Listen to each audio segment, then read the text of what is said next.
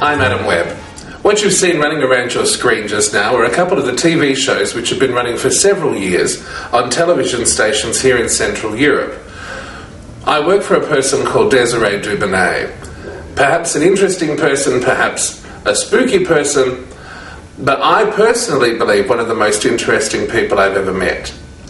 So when you put it all together, you come up with this amazing picture of Desiree Dubounet, but how does it all fit into being one person? Well, the answer is that it's more than one person. Genetically, Desiree is a mutant. She does have that 1 or 2 or 7 extra chromosomes, and that does make her more than the average being. So giving her superpowers, giving her this absolute ability that we don't have, then I suppose it is like the X-Men. And people are scared of mutants like in the X-Men movie, and perhaps some people are scared of Desiree Dubounet for exactly the same reason. So, let's find out. Who's afraid of Desiree Dubounet?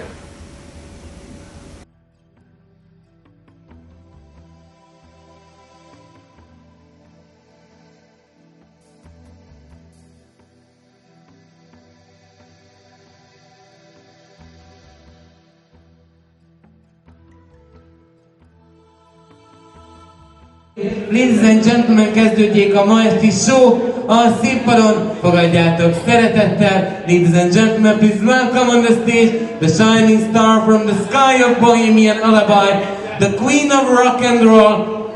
Is not cock enough rock. She's chick with a dick. She's singing live. Desiree Dubounet. Halljak egy nagy tassad.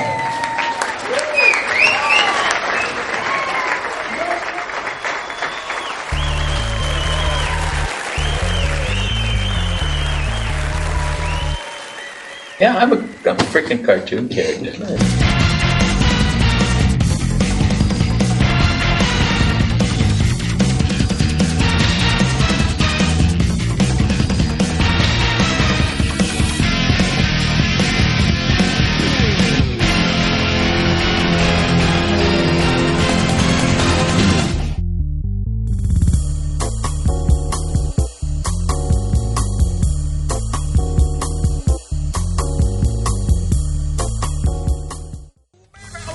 Don't you treat me this way, 'cause I'll be back on my feet one day. I don't care if you do, 'cause it's understood you ain't got no money and you're no good. If I say you so, I guess I'll pack my bags and go. That's right, hit the road, Jack.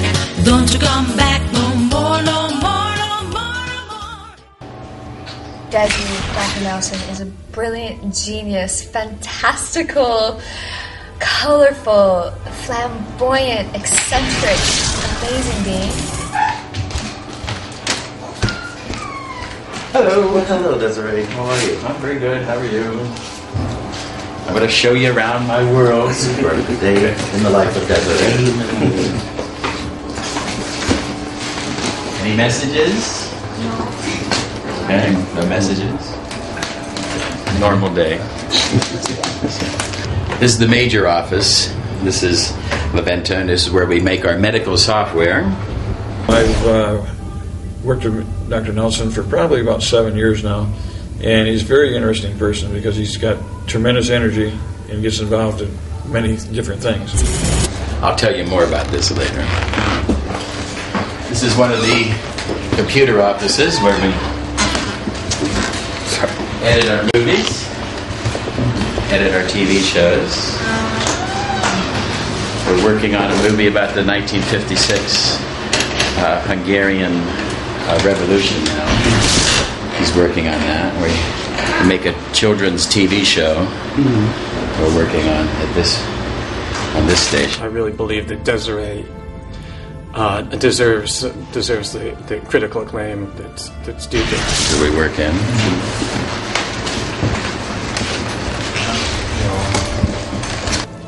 Come on in.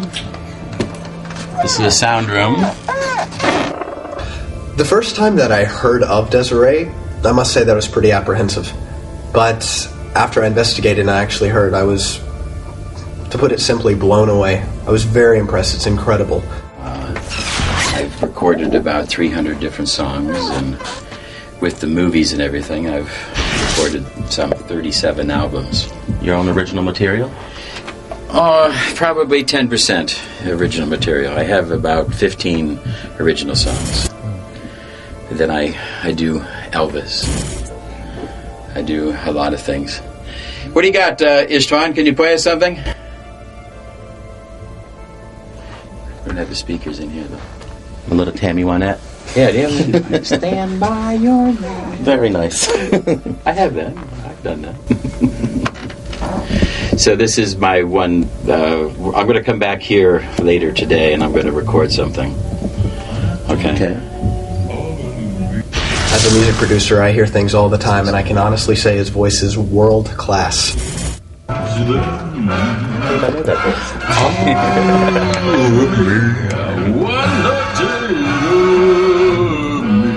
And is this for film?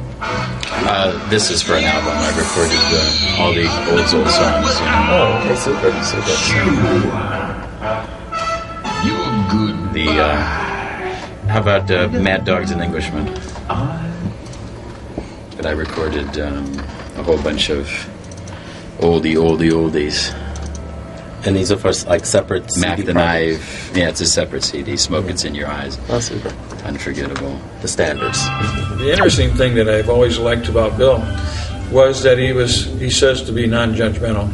And the interesting thing is that he captures a lot of energy in different realms, like Desiree. He can do that. It may not be that I could do that, but he can do that, and you can accept him from where he is. I think it gives him the left brain, right brain outlook on things in life. To the forum. Okay. All right. We continue our tour. Working on DDT and some other different things. We had a problem with the roof. No more rain? Well, it sucked for a while. The rainforest is stopped there. It's nice and new. We have 3 more workstations in here. We're working on DDT and some of our TV shows, movies. This is the 3D room. The boys work on 3-dimensional. He's working on a battle between 3D Desiree. 3D Desiree doesn't drink as much. A little skinnier. And 3D Johnny, one of the bad guys. But this is what we do in here. So we do most of the 3-dimensional work. We're showing you. So we do work for the machine company and for the movies and other things. So this is our 3D room. The fact that she's doing movies and stand-up comedy, which I saw, which is great as well, just proves that if you're a real talent, then you will rise anywhere in the world.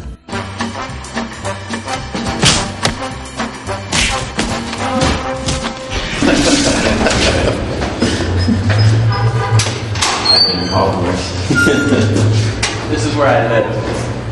I'll show you where I live.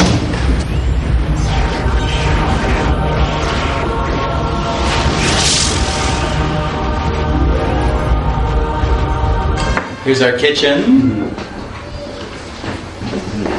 Here's my wife, Ildiko. Come here, meet these people. She ran away. Yes, they will. My bathroom. And it is a bathroom room.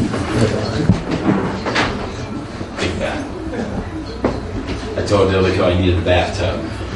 So she bought the biggest thing she could get. And all the products to go with. And she's a shopaholic, isn't she? So until she has 25 of everything.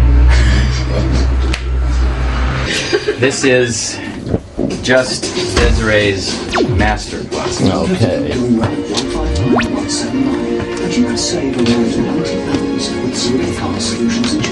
Now I hear there's rumors that people have come in and never come out.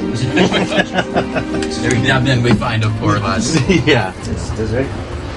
Well, that's my son Sterling. He's in school right now. He goes to the British school. So he's my youngest.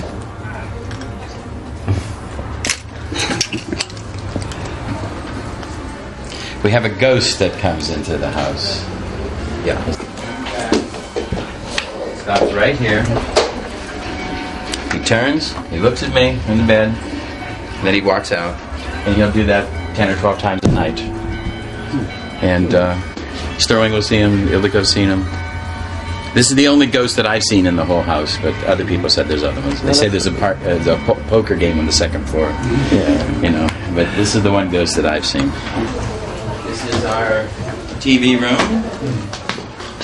Ildiko's clothes in the back, and her collection of dolls. Well, she used to put them in the bedroom. I wake up at night and they're all looking at me. Yeah. I can't take that. When you go away, they have parties over Right. I'm sure they do. Because they're in different positions when you come home. Yeah. I work out. And travel, also. Yes.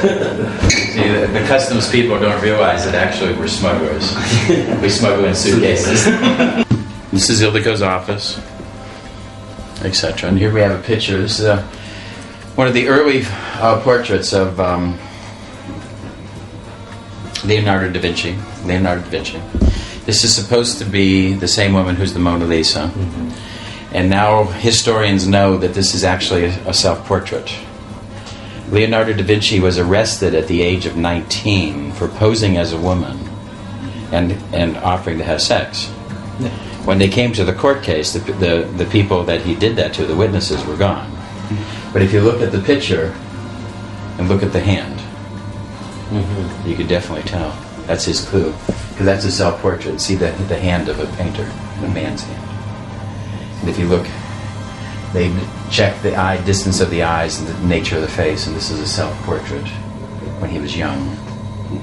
And then later on, the Mona Lisa is a self-portrait when he was older. This is Adam and Eve being cast out of paradise. Yeah, it was like that. You were there?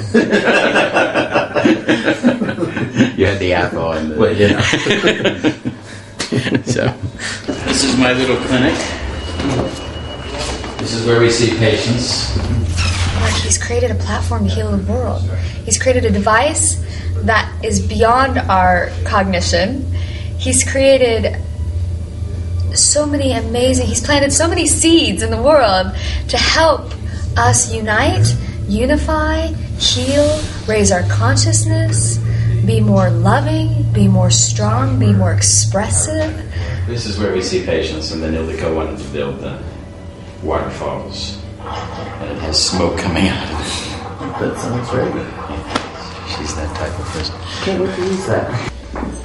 So this is the blue box where we do shootings for the movies.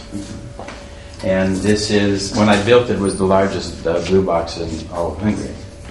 Now I think it's second. One of the TV stations has a big one. So we do work in here. This is a set scene for the TV. We do a TV talk show. We're thinking about the future. Then we're talking about doing a 24-hour broadcast on the internet TV.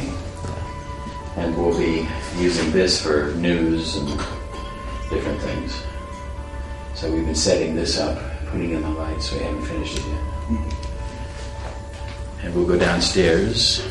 My first club was here. All the basement. Yeah. It was like a catacombs. And here's where we can sit and talk. What I wanted to tell everyone is Bill is illustrating to us transformation and transcendence. We are witnessing the world expand through him and before him. He is illustrating what it is to reach for your dreams, go for your goals, and be who you want to be.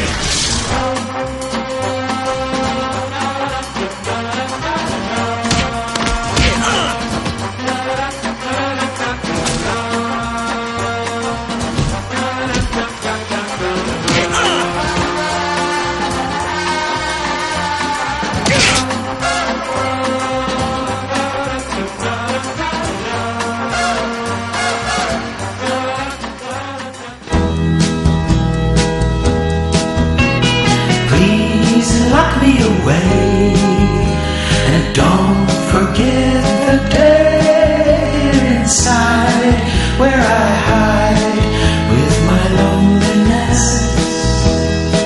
I don't care what they say, I won't stay in a world without love. I'm Dr. Scott, and I've been asked to come and talk today about Desiree's brain. Bill/Desiree was injured early in life during a football game, and it was after this accident that we discovered that his brain was, in fact, very different to others. He has 3 different arteries on each side of the brain and 2 different veins, which produces an increased blood flow. This increase in vascularization seems to have affected Desiree's brain in its capacity for performance. How did this all take place? You're from America, if I'm not mistaken, right? Well, I used to be an electrical engineer. I worked on the Apollo project, and I was able to, as a child, they call me Wunderkinder, because I was just very intelligent, especially with mathematics and things. And I was chosen out of 15,000 applicants. I was chosen to be the one as a college to work on the Apollo project. We built the navigation system. And I helped bring the boys back in Apollo 13. Then they wanted me to work on bombs, and I didn't want to work on bombs. I decided that I wanted to get into medicine. And I wanted to learn about psychology, and I wanted to learn about these things. But then I saw that medicine was all about drugs, all about synthetic, especially synthetic drugs. Natural medicine is something that's very difficult for many people to understand, especially in America, although it's quite a progressive nation. It's something that people aren't able to really see the benefits from. But I've seen Desiree in her work, and she is highly skilled as a practitioner of natural medicine. And then when my son Daniel was born, and my son Daniel is 25 years old now. When he was born autistic because of a drug. The first form of the drug was thalidomide. Remember thalidomide? Exactly. You know, kids were born with flippers and horrendous problems. So they re-engineered the drug, and they called it bendictine. And bendictine made children have learning disabilities, autism, and my son Daniel was like the Rain Man. He was autistic. The drug company was able to prove they did not know the damages before they sold it. Okay, of the actual drug itself. Yeah. And they didn't pay a penny in damages. Now, the guy makes this chair, and if I fall, which I could, but if I fall and get hurt, I can sue the guy who makes this chair. The guy makes a car, and he's liable. If the brakes don't work, you can sue him. Right. Every place in the law except the chemical companies. I found out there was something different here.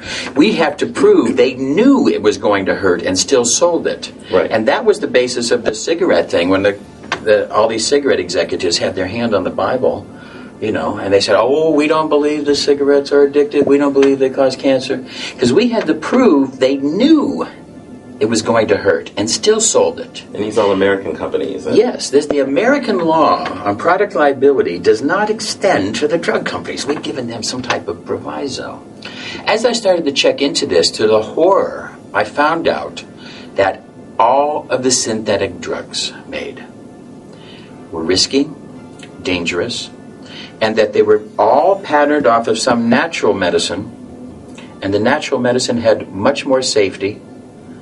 And I started to find this out, that this was an horrendous situation.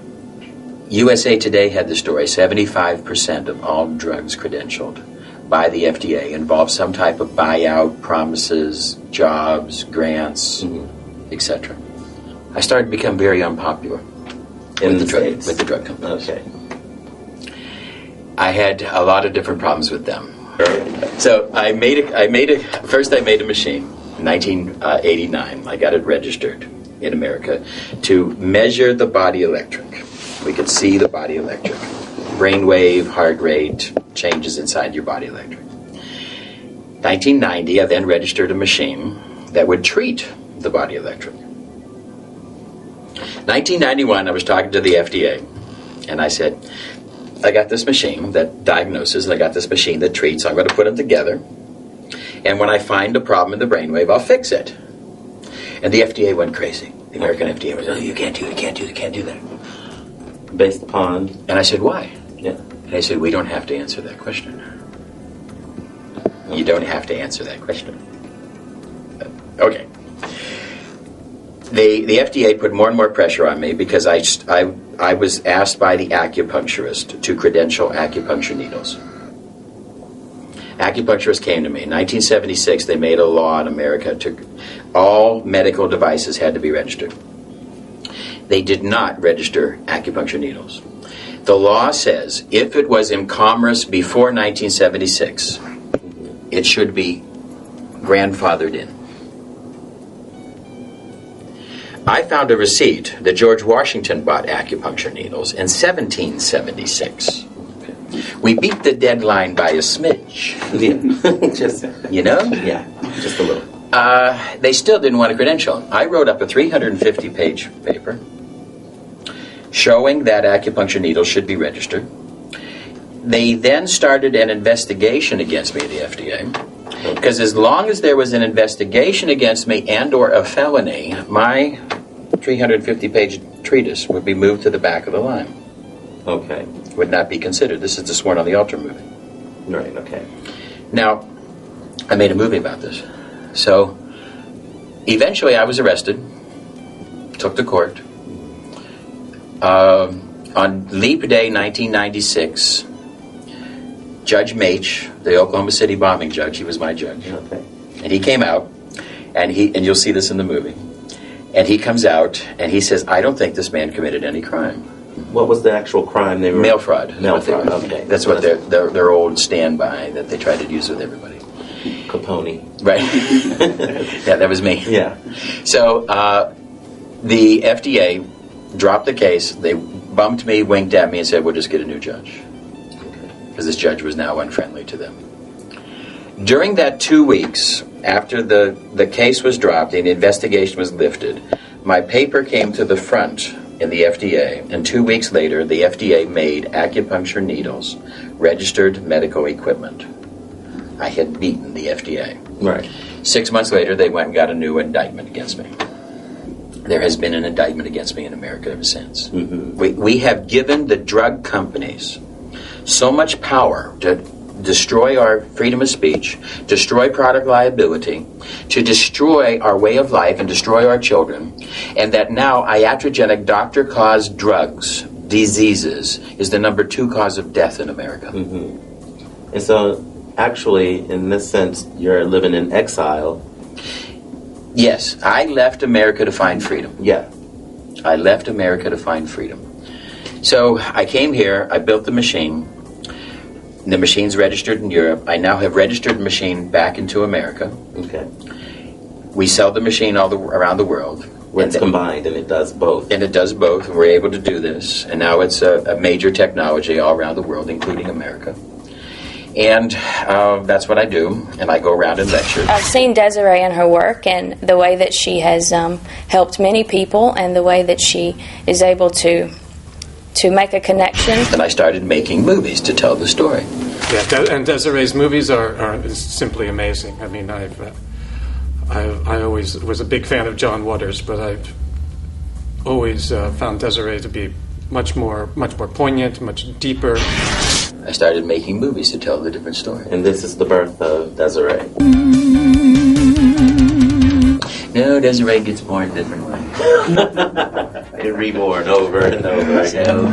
You are my oxygen, you are my life. You ease my pain, you are my wife. I need you. So when I came to Budapest and I met Desiree, I thought to myself, you know why I'm going to work with this person? Because there's very few chances in life when you get to meet someone who has the type of charisma, the type of energy, the type of, I don't know, superpowers maybe that this person has. And, you know, from being the person who invented a medical device which can help millions of people, to running Central Europe's largest gay nightclub, to having an outrageous fashion sense as a man and a woman, to having extraordinary families, and I say families in plural, and I mean it in plural. You have to really kind of sit back and think, I'm not going to meet another person like this for quite a while, and I want to find out more. Maybe it's going to change my own perception about myself. Maybe it'll just increase my view on what I think the world is and how the world works. By all normal measurable IQ tests, we simply cannot find an IQ for Desiree. There seems to be no ceiling. The increase in speed of thinking and pure intelligence is completely unrivaled anywhere that I've seen in my professional career. This is an exciting new development in the area of cogitation, simply put, thinking, and much, much more research should be invested into this.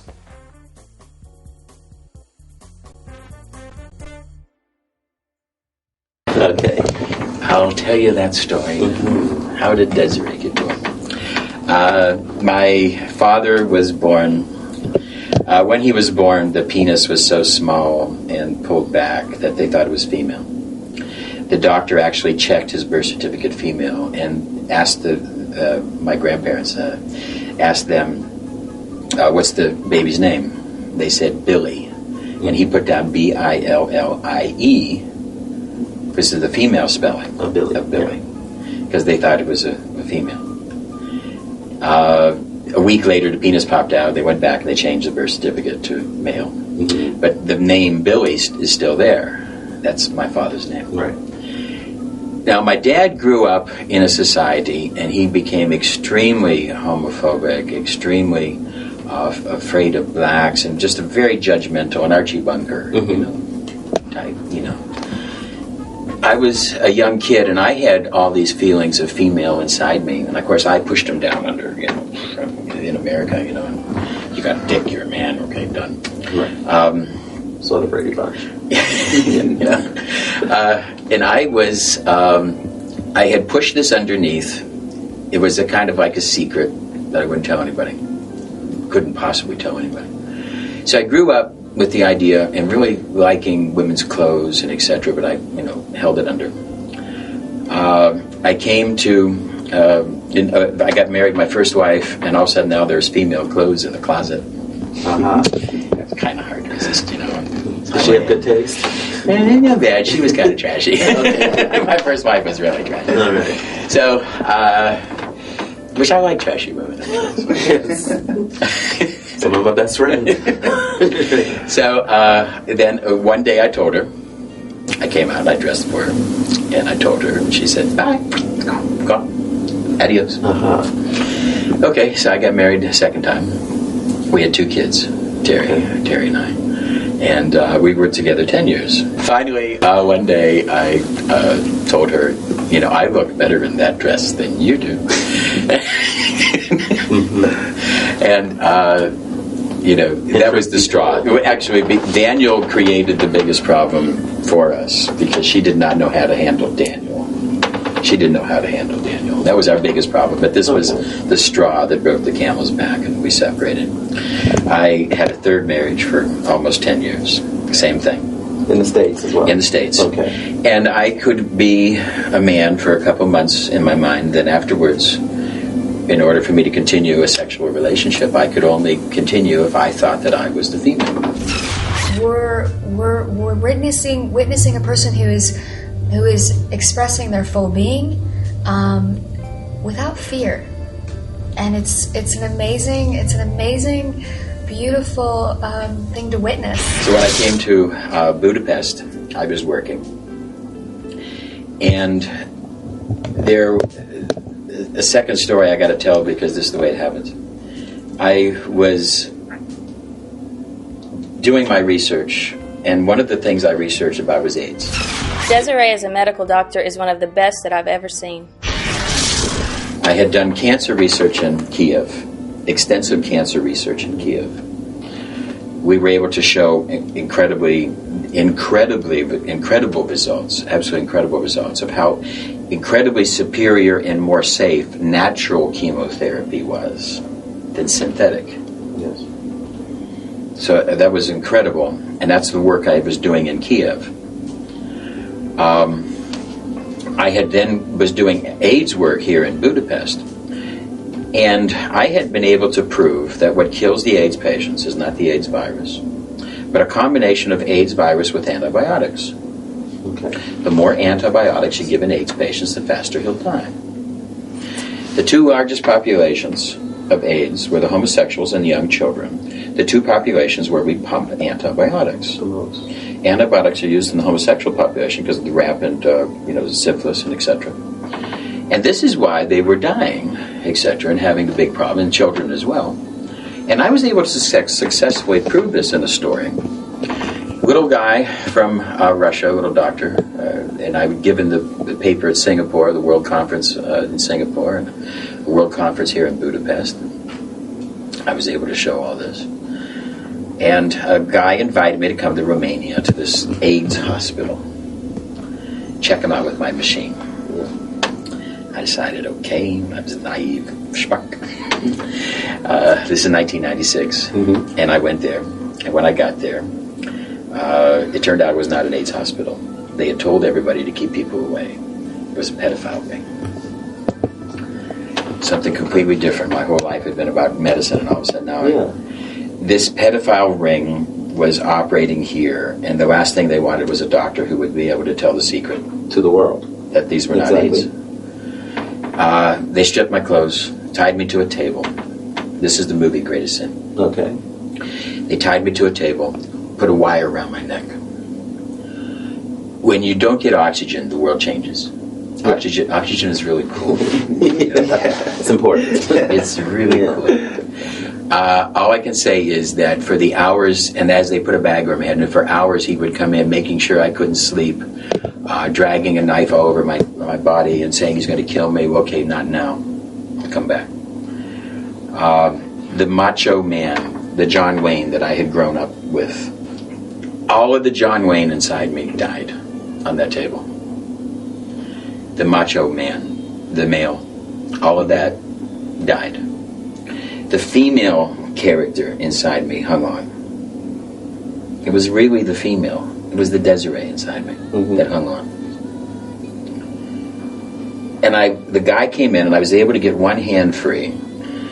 And I didn't have the other hand free, but I got the oxygen back because I could take the wire off. He came into the room. I grabbed his belt, grabbed his neck. He grabbed him by the throat, and I crushed the life out of him. And the doctor inside me wanted to stop and save him. And I jumped out in the middle of the night in fucking Transylvania. I jumped into the middle of the night, running naked, people chasing me. I was able to get away into a stream, find myself a Hungarian family. I came back, and then this whole thing came about that a man from France, Jean-Pierre, had talked to me, and they got to this pedophile ring, and they were able to break up this part of it in Romania. And that led them to find Marc Dutroux, the most famous pedophile of Belgium. They found evidence of this. I was living in now here in Budapest. It was 1996. And at this point in my life, I finally decided that Desiree, this female character, and I chose the name Desiree because in my psychology training, I studied Buddhism. And the whole idea of Buddhism is that reducing desire is the way to reduce suffering. And I'd studied states of desire. And I thought, what a beautiful thing that pick the name Desiree, Right. Dubounet was picked because in Dustin Hoffman's movie Tootsie, when he first puts on the dress, he goes into a bar and orders a Dubounet with a twist. And I thought, I'm a Dubounet with a twist. So, why not? It's dark. So, Desiree Dubounet.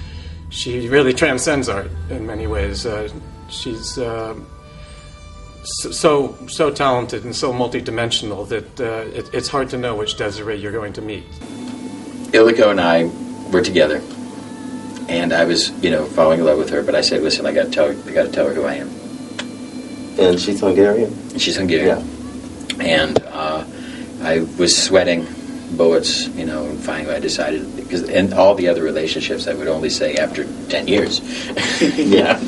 Kind of held it back a little bit, And that was a pattern. So I thought, no, I'm not going to do that now. And so there was a transvestite on television, and I told her, I'm like that. I have that same feeling. And she leaned to me and she said, let's go shopping. Let's go shopping. A soulmate at last. So, and Ildiko can shop. Yeah. We've been shopping for 10 years. So we started and then Desiree became more and more of a force. Mm-hmm. And now Desiree is more the dominant personality. And if you notice, everybody in the office here has called me Desiree. Nobody calls me Bill. No. When you say businesswoman, sometimes people say Madonna, Jennifer Lopez. But in my circle of friends, I think only of Desiree. So I still am both. I'm Desi Bell. Might be good. But I really have, decided that I'm going to... Because when I was born, I was the same as my father. They didn't know if I was male or female. We checked the chromosomes, and I have both sexes. Right. So you can claim it. Paul. Yeah. Exactly. Yeah. And so as far as like Desiree as the performer and the club, Alibi and all that, when did that come about? Well, then after letting the Desiree character out and starting to make movies, and then we lost business in America. I had a distributor in America that I lost business because of the rumors of, And that's for the medical machine. Yeah, Bill was a cross-dresser. Okay. And all this other stuff. But because that's how I make my money, is through the medical machine. Mm-hmm. I came to Toronto, and I had to make the big decision. Because it's okay, it was so much fun to be Desiree here. So much fun to be Desiree here. And if people say something, I don't even know because I don't want to learn the language. Right, yes. But what would I do back there? Now we're talking North America, Toronto. So I made the decision, this was me. I put a great big picture of Desiree up on the wall. And I said, for those of you who know, this is Desiree. For those of you who don't know, that's me. And I just said, I want you to know. And I said, now for any of those of you who think this has anything to do with your machine, tell me now. All I want to tell you is that which hand I wipe my ass with is my business. But let's talk about your machine. Let's talk about what I've done to make your machine the best. All of a sudden, sales went rocket. And I started making more money because I had gone through that. And I'd taken responsibility. And I don't know. But at any rate, things started working back again. Right. I started back into the money. I've only known her for a few years, but in those few years, I've seen her grow as a businesswoman like no other person I've seen. And her portfolio is just blown out of proportion, and I'm just in a good way, not in the bad proportion way, but I've personally just been stunned by everything that's been going on, and I just want to take notes from her. I came back, I found out that I could sing. I started singing in a little club called The Heaven. The guy wanted to close the club, and I said, no, this is too much fun. This is too much fun. It was a little club. Okay. I built this club here in the basement. And I just started having fun. It was a lot of fun singing. It was a lot of fun doing things, So I had a good time. So then I decided, and then nobody would come because it was an old gypsy bar. I tried to find a bigger place because then we had a problem with the water. Water was coming in. The rumor was we were going to lose the building anyway, so I had to find a bigger place. And I looked and looked and looked and looked. Then God led me to the Alibi. Okay. So the Bohemian Alibi is my term. Bohemian is something I use. The Alibi was the original term, but I call it now the Bohemian Alibi, or I call it Planet Desiree. Love a man like me. Love a woman like me. I just have a larger-than-life story and a larger-than-life life.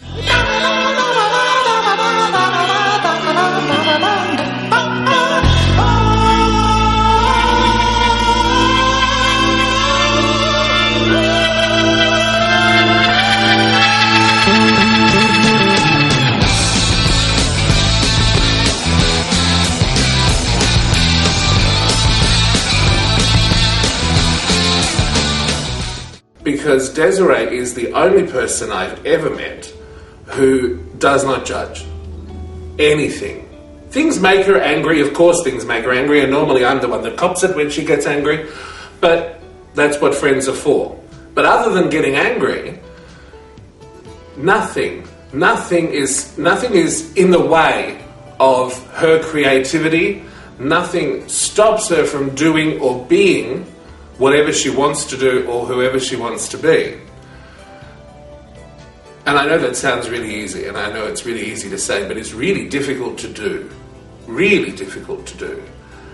And Desiree's probably the only person I know who is living proof of all of the people we wish we could be, all of the people we would want to be when we grow up. Desiree is proof that what we want to do, we can do.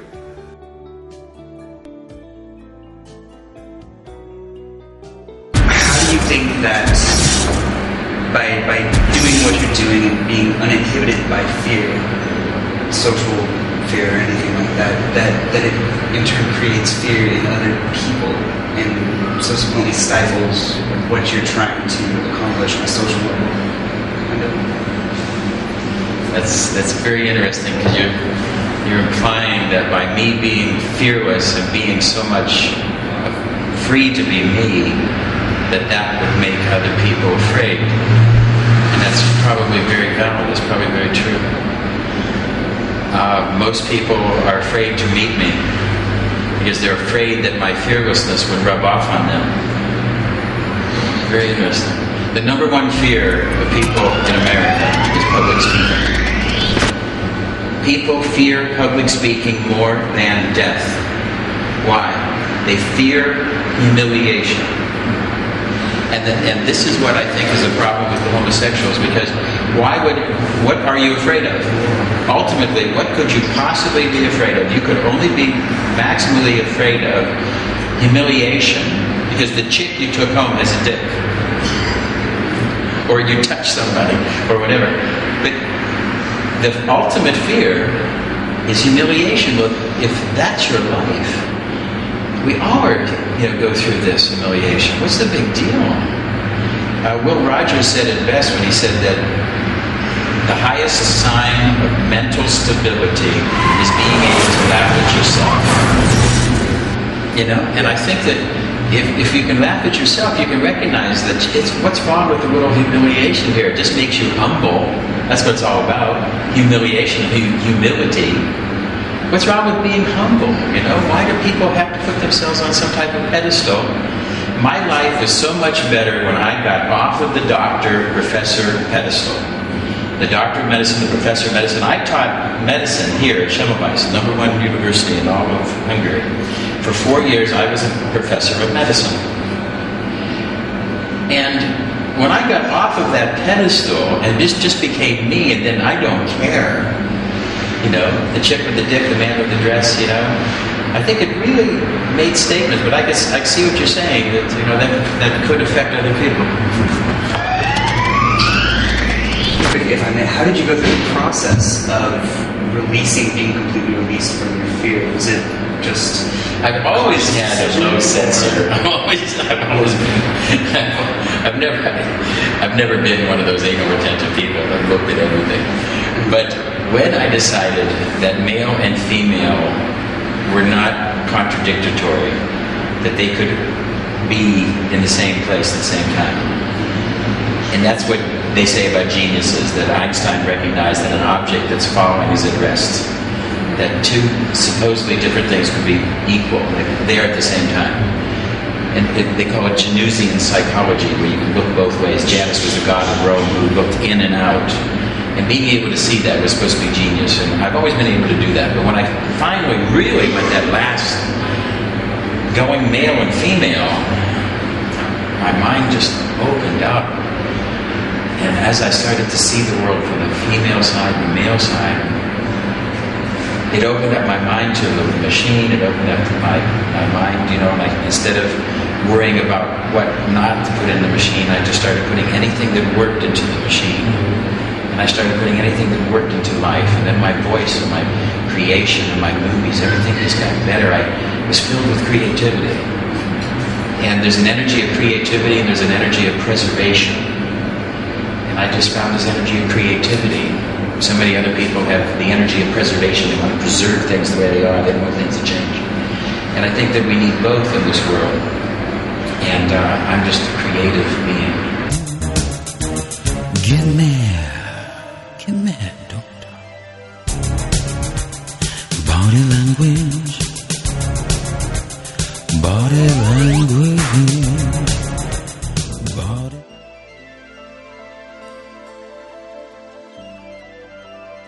So, you've been in Budapest since 1992. Yeah. Now, within that time, you've got the movies that you've done, like I think 16 in the can.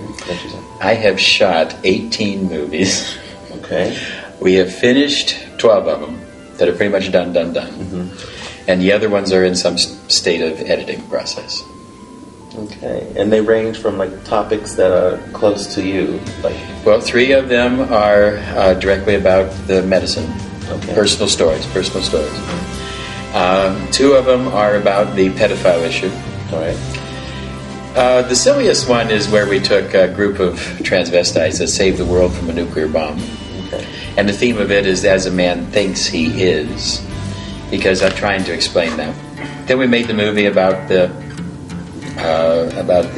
gay issue, allowing the debate for the first time in history to make a movie that allowed the debate between the homophobics and the homosexuals.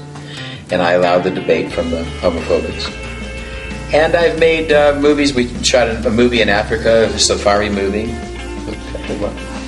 It was a remake of Naked Prey. The original movie was made by Cornel Wilde. Yeah. You saw it? Oh, yeah. Oh. He's running, yeah. Well, I thought, wouldn't it be great, if I shot that type of movie and he was working for the drug companies.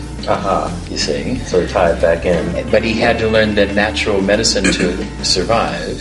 Mm-hmm. You see? So I made that type of a movie. And made movies about the Illuminati, which we made here. Is a movie about 1780, period piece. I shot a movie, Cat, at the same time, because I figured if I had to use the horses and the period piece and the guns and everything. Cat is a movie about a highway woman who falls in love with Ben Turpin, the most famous highwayman of England, you see. So I shot 2 period pieces. I've shot the epic adventure of the true story of Dracula. Yeah, in Transylvania.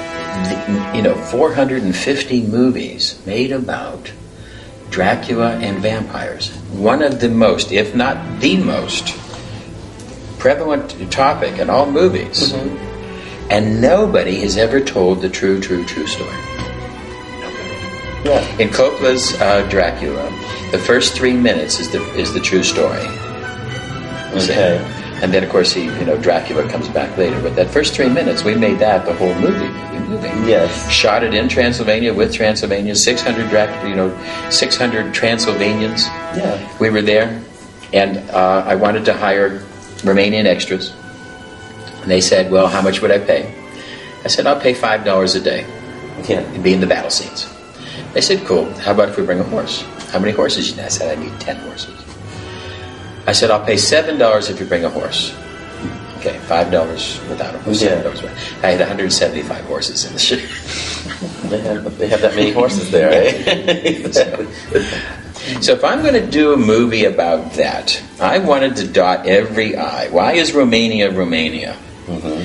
Why is it named that? I wanted to tell the story of the blood fever, this blood fever virus that really, I believe it was a sickness that he had, that, was there. And I wanted to tell the story. If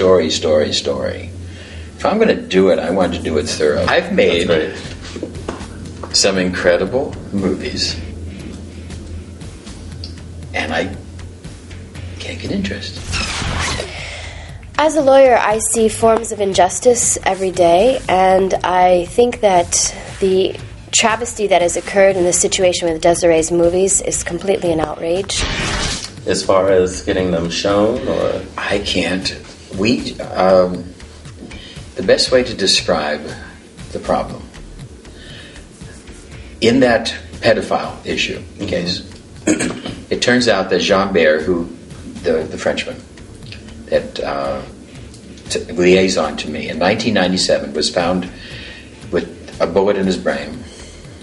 Turned out later it was 2 bullets in his brain. He was killed. Originally the death certificate says suicide, but it's not true. There's 120 of his cases missing. 25 people related to this pedophile thing, witnesses, have been killed. 2 of them swore in written testimony that they saw the King and Queen of Belgium in sexual acts with children that were killed in Satanistic worship. Right. Yeah. 25 people dead. I went to Arlon when Marc Dutroux was doing his case. Marc Dutroux was the original story that we told, because actually the story was about the case of Marc Dutroux. We had this fantastic story. For 5 years, the guy sits, for 7, 8 years, he sits and nobody would touch him, nobody would touch him. His whole case comes out in 2004. His whole case is that there is a international pedophile ring. He's just a pawn. In his basement, they found this torture chamber where they would keep kids. It's built with walls. The door is this thick on a hook that goes back and forth to hold the children in. It's obvious that there's not built for just 2 children. Yeah. Now, his whole case is he's just a pawn in this big pedophile ring. Nobody will listen, nobody will listen, nobody will listen. I go to Arlon. I rent a movie theater, 350 seats. I want to show my movie about this. There's 1,200 people from the press. From the press. We go there and pass out 500 flyers. People are talking, buzzing. Okay, cool. When's the movie? 7 o'clock. Great.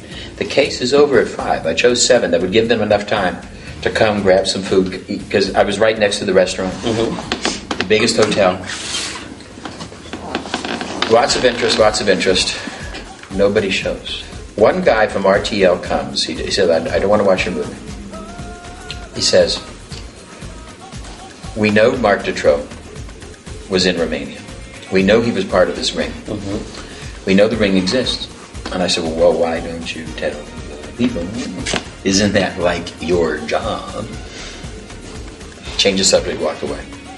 We wrote 7,000 emails to all different people in the media, asking them to come to the film festival that we had here in Budapest to see this movie about the pedophile gang. Nobody responds to an email. Last 2 months ago, there's another pedophile case in Auxerre, France, which is the town that Jean-Bert is from. 66 people are taken on trial for this pedophile thing and this pedophile ring in his town. He was killed, 2 bullets in his fucking brain. This is the #1 story. It plays all day on CNN for 3 days. 1 day later, I have a press conference because I have some material about this. Right. I invite CNN, Sky, and all these people. Nobody shows. I feel that Desiree should be given a chance, just like anyone else, to be heard. Her ideas are valid, and whether the public will like them or not is the public's choice, but they should at least be given the opportunity to view them. Something's wrong here. Could the media be bought off? Is there somebody this powerful?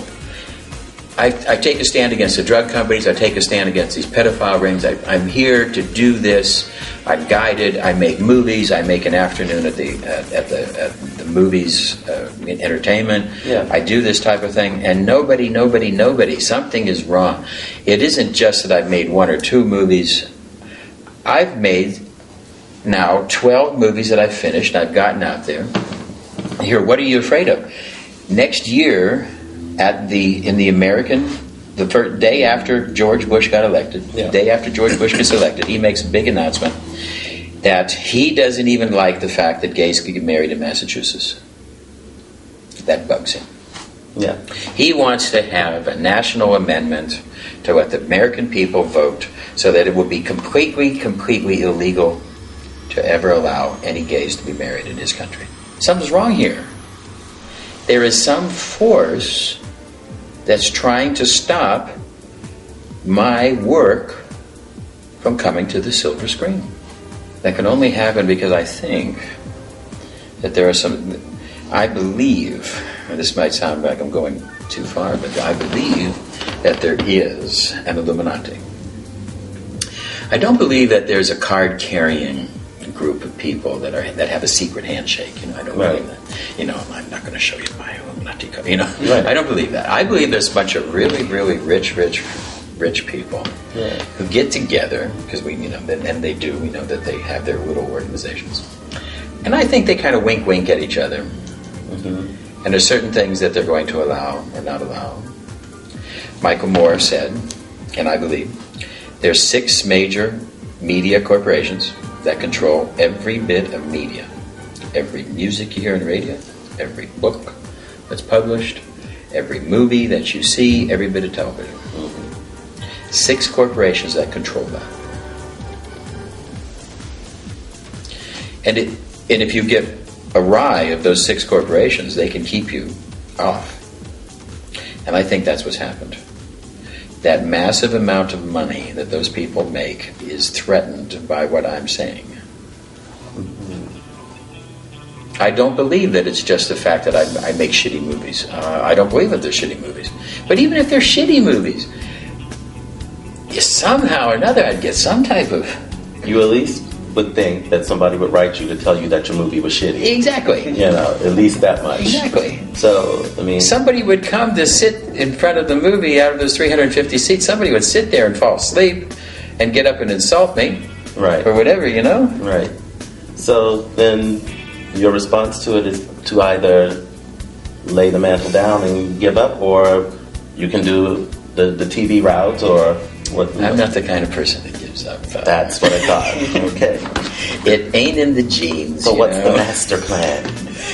Well, what I do is I keep making my creations. Mm-hmm. I make a new type of movie. I make a movie that you have to think. I don't make a mindless dude, where's my car type of thing. I make a movie where I'm going to involve an issue. I'm going to involve both sides of an issue. I'm going to give you something to think about. I'm going to make an action adventure, but instead of just having 30 seconds of an intellectualism, I'm going to give you 30 minutes of an intellectualism. Okay. I think that there are people who want this. I know my movies aren't for everybody. A lot of people don't want to think. Mm-hmm. Don't want to go to movies to think. No, not to think. You shouldn't go to one of my movies if you don't want to think. I just couldn't imagine that when I started making the movies, my first movie, Water, Wine, Homeopathy, I took it to Miramax. Here in Budapest, there's a Miramax connection. Mm-hmm. They sent it to the English office. The guy looked at it. The guy called me up and he says, you got an excellent movie here. You do. You move the camera well. Mm-hmm. You got nice action. You got a nice story. You foreshadow things. The whole thing comes together. I'm really proud of this movie. Miramax tells me, you got a good movie here. You'll make money with it. However, if we put our name on it, the drug companies will be all over us. They will sue us for our underwear. Mm-hmm. And you saw The Insider, what the tobacco companies could do. And here, 60 Minutes backs down from the tobacco companies. Mm-hmm. And that's all I can do. Exactly. And if not, then there is the other option of, like you said, the internet cable stations. If I have to do that, which would actually get it out to even bigger market. Well, it would. I could go that, but then I would lose the idea of ever getting a nomination for an Academy Award. And but if I got nominated for an Academy Award, the whole world's changed tomorrow. Yes. I'd like to thank the nomination is just as good. It's just as good as the award itself. I'd like to thank the Academy. Because do you really want the approval of those people? You see what they're putting out? I want to change the world is what I want to do. And there you go. And I believe that my movies, you got an afternoon, okay, you got the new Mel Gibson flick, or you can see the new Bill Nelson flick. That within just a matter of months, the world would have a new vision of medicine, a new vision of this pedophile gang would finally be destroyed. and on and on and on. And I think that the world would be a different place. Yeah. So that's a goal. That's my goal. That's a good one. I'm trying to do this. Yeah, I mean, again, I would agree. It's like, even skimming through the ideas of it, it's like the messages that you're trying to get out are like they're purely strong, good messages, and it's like the point from A to Z is like it's all subjective to people, like what they think is good or whatever. But the bottom line is the messages are good. You do not have to speak to everybody. Exactly. So when I chose to make my movies, I don't try to make my movies for the broad audience of dude, where's my car? Right. Which is the mindless, people. I try to make a movie designed for talk. You're going to watch my movie. I want to make sure you're entertained. I tell all my guys making a movie. And I tell them, eye candy, something for the eye, something for the ear, something for the mind, something for the emotions. Mm-hmm. Every 15 seconds, I want something. Yeah. I want to get something a little bit here and there to keep the motion going. That's our dictum. At the same period of time, I probably give an awful lot more brain candy than what anybody else would. Yeah. I take an issue, and especially in the homophobic issue, I tore it apart. Mm-hmm. Jesus, you're going to get diabetes from the brain candy I'm going to give you in that movie. How kind of has all of your tremendous advancements in natural science and how far you've taken your aggressive stances against a lot of the things that are wrong with society, how does that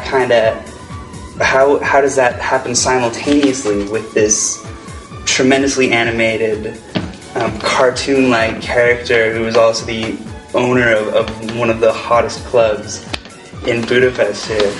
Yeah, it's kind of crazy. When I became Desiree, I had to allow barriers to drop. I had to allow censors that before would say that behavior you can't. I had to suddenly open my mind to what is, and not try to control it so much. And when I did, this performer, this nightclub owner, this cartoon character that is really me, actually steps forward. And yes, I'm that mad little scientist who created something that nobody could see. And one of the hardest parts of doing what I did was finding a machine that could cure cancer. And I left America. Yes, I left America to find freedom. And yes, I've had to fight out of situations. And yes, I'm basically a cartoon character. I'm a superhero. I'm not good like Wonder Woman. So American. Yeah, I'm more of the barbed wire. But yeah, I'm a freaking cartoon character. So my larger than life persona, it's just a matter of time before we attract some more attention, I suppose. And Americans don't like people who are different. That's why I'm different.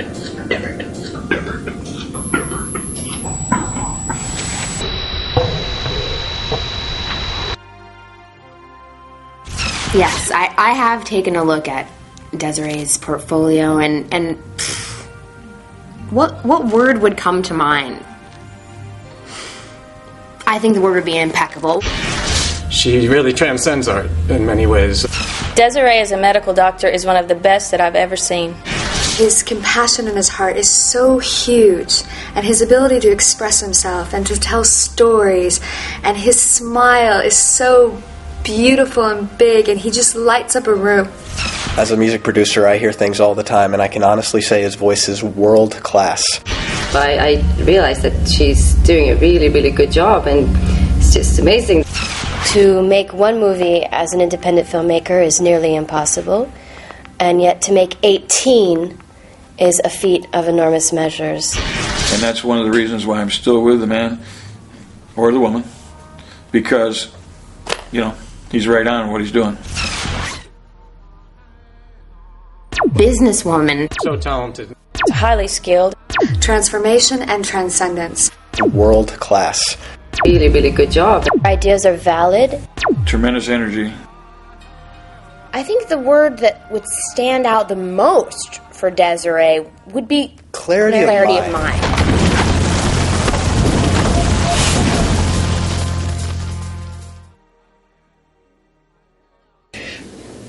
I won't stop doing what I'm doing. Yeah. I'm creating. I'm expressing my visions into film. And I'm hoping that someday there'll be a market. And someday that there will be the freedom for this market. Mm-hmm. And if nothing else, I'll have the most expensive home movies ever made. If it hadn't been for Cotton Eye Joe, I'd be married a long time ago. Where did you come from? Where did you go? Where did you come from, Cotton Eye Joe? If it hadn't been for Cotton Eye Joe, I'd be married a long time ago. Where did you come from? Where did you go? Where did you come from, Cotton Eye Joe?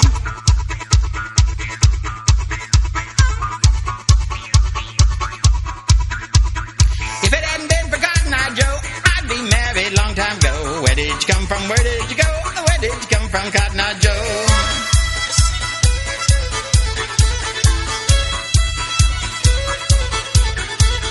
If it hadn't been for Cotton Eye Joe, I'd be married a long time ago. Where did you come from? Where did you go? Where did you come from, Cotton Eye Joe? If it hadn't been for Cotton Eye Joe, I'd be married a long time ago. Where did you come from? Where did you go? Where did you come from, Cotton Eye Joe?